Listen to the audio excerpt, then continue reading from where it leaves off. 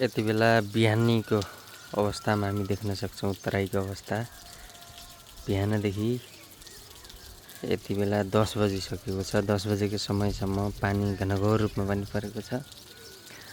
अब खेतमा लगाएको बालीहरू हामी देख्न सक्छौँ। गहुँ पनि यस्तो मजाले ढलेको छ। अब ठिक्क स्याहार्ने बेला भएको थियो। अब यहाँ मकै देख्न सक्छौँ। मकै पनि यस्तै भएको छ।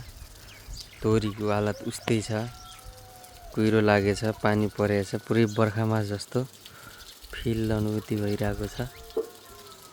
अरूभन्दा पनि बाली स्याहार्ने अवस्थामा यसरी पानी पर्दा चाहिँ किसानहरू धेरै मर्कामा परेका छौँ। हामी पनि एकदमै अप्ठ्यारो अवस्था छ।